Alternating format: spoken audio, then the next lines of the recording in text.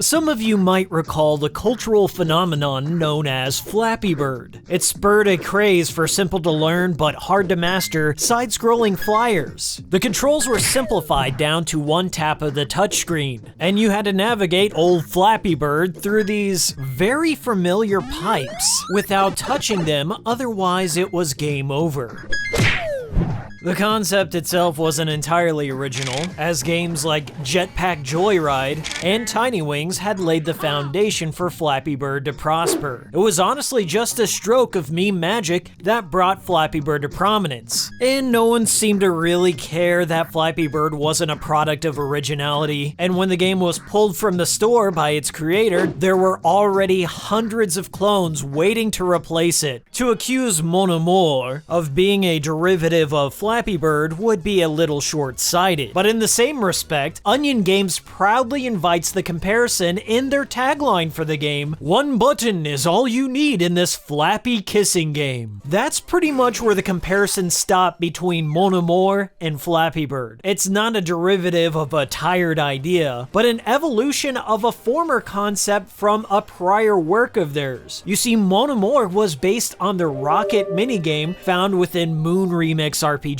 which was released in 1997 by some of the same team members. The missile minigame is a single-screen game where you guide a missile to destroy a base. There's only one button, and you can only move the missile up and down. However, the weight of the missile changes up each level. So sometimes when you press a button, it may spring up, or you may be put in a situation where you have to rapidly tap the button in order to maintain the proper trajectory. If you fall off the screen, you die. Thankfully, Mon Amour evolved this concept into something much more enjoyable and forgiving. It's a product that reflects the weird brilliance you might have come to expect from Onion by now. But if you're unfamiliar with their prior work, there's no better entry point than Mon Amour. The basic concept is this: there are these 3 witches that kidnapped a princess and 64 of her loyal subjects. It's your job as this mustachioed hero to float through the kingdom on your way to Bastille, a demon land where the princess is being held. Mon Amour is a score attack game at its heart, and the object is to get through each of the single screen maps without touching any of the background objects or projectiles thrown your way, in pursuit of one of the girls at the end of the screen whom you must kiss, and they will join your entourage thereafter. That's right, it's another Kimura game where kissing is the solution to life's problems. Each of the girls that you collect during your run acts as an extra life point, allowing you to touch one of the sides or take a projectile hit so you can keep going without getting a game over. However, if you manage to fall off the screen, it doesn't matter how many girls you have in your squad, you will get an instant game over, so don't do that. This is not as simple as it seems on the surface. There is a very complex core to the framework of Mon Amour. Allow me to elaborate further. The ultimate objective is to rescue the princess, but you really want to collect as many girls as you can along the way to make that process easier. The only way to permanently collect a girl is to get them safely to the castle level, which appears every 10 levels. The girls you collect for your harem act as a level select mode. Essentially, if you've collected that girl, you can warp directly to her level and pick up where you left off.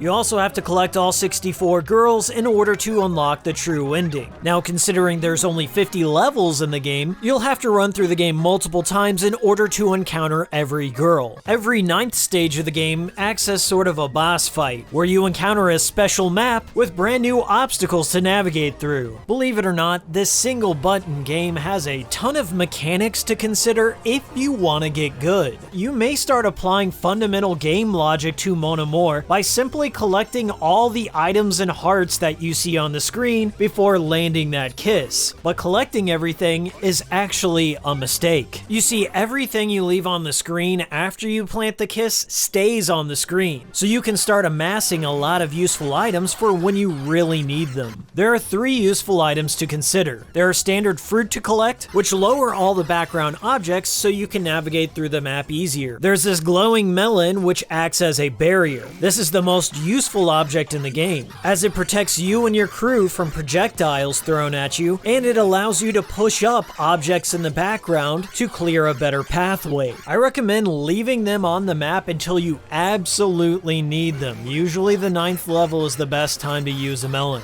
And finally, we have the hearts. Hearts are generated once you plant that smooch on the girl at the end of the level.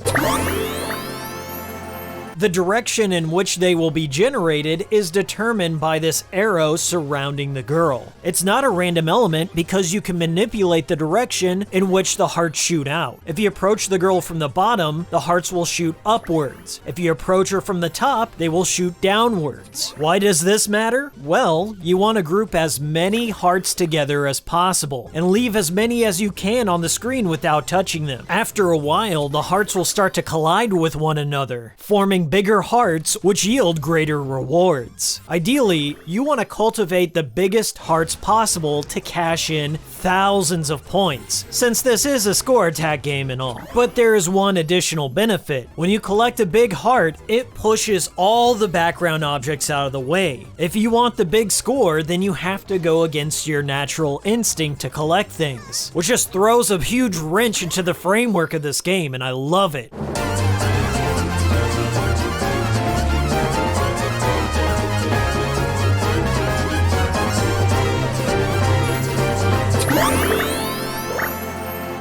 Let me be the first to admit that I fell instantly in love with Mon Amour, even though I died and died and died again. It's really hard to get angry when the visuals are as cheerful and timeless, and the all-scat soundtrack makes it physically impossible not to crack a smile when you're playing this.